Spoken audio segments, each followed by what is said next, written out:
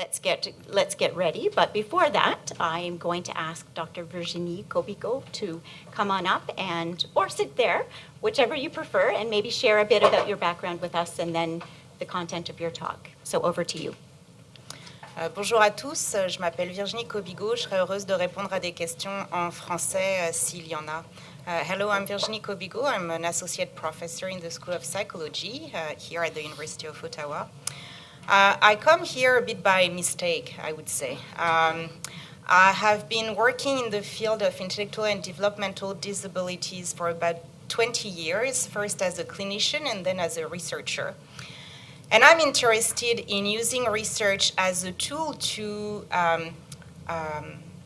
evaluate whether or not the supports and the services we offer to them are improving their social inclusion and their self-determination.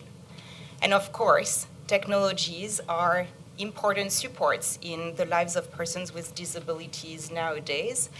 But beyond that, I think we shouldn't restrict our conversation to assistive use of technology.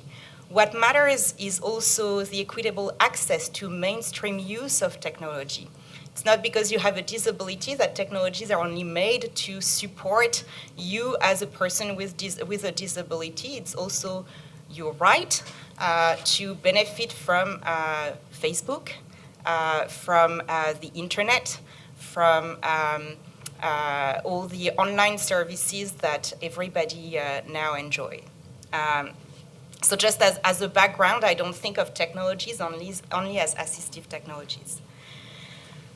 But when I started looking at technologies as a possibility for supporting the social inclusion and the self-determination of persons with intellectual and developmental disabilities, I realized that, of course, they do offer exciting opportunities that we cannot, that we have to consider and integrate in their lives as much as they want. But there are many ethical issues that are overlooked, neglected, and that are important to consider. Among the ethical challenges that technology use convey, I heard about coerced use of technology. What I mean by that is that technology are mainly developed when they are developed for their assistive purposes. They are mainly developed to protect individuals with disabilities. They are mainly developed to reassure their caregivers that persons with disabilities are safe. And in doing that, we actually forget about their autonomy and their own desire of using technology.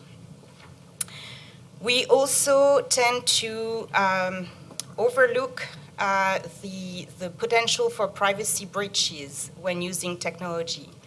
So I went to conferences when I heard my colleagues talking about those exciting sensors in the smart living environments that can capture any situation that could put an individual in danger.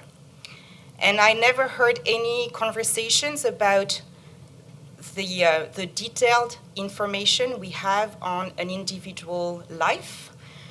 We can know from these sensors at what time this person wakes up, goes to bed, how long they stay in bed, how long they stay in the kitchen, if they had visit today.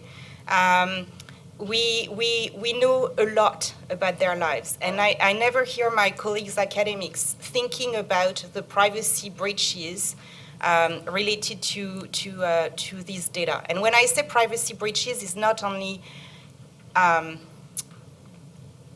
intentional use of data to harm individuals, but it's also about the information, the privileged information that caregivers access through these technologies.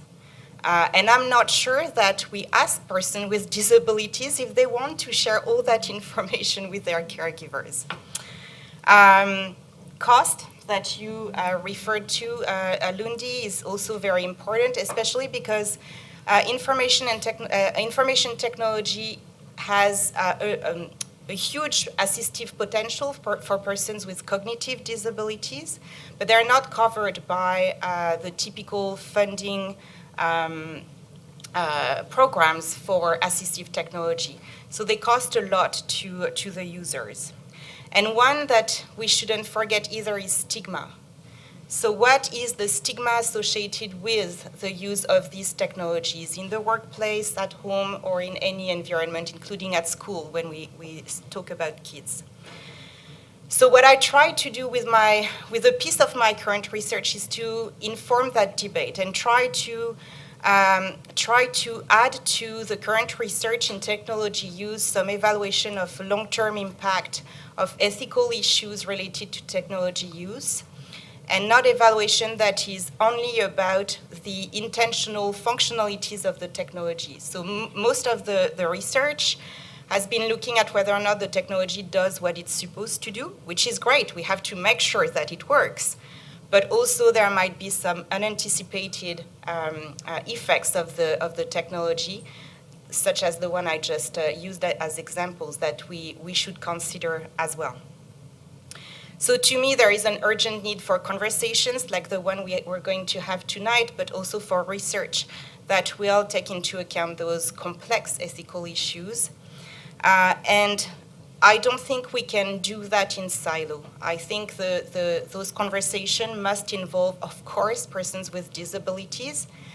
And we have to recognize that most of the research in technology development does not involve persons with disabilities. So we have to find mechanisms to support technology developers, to train them on how to do that effectively and to convince them that it's possible. But also technology developers, researchers of all disciplines, policymakers and caregivers, we all play a significant role in the conversation and in the future of ethical development and use of technology with, by, for persons with disabilities. Thank you very much, Virginie. What a wonderful way of saying we're in it together, and no single one sector, health or education or policy, can go and make these decisions on their own. So very good and thought-provoking as well.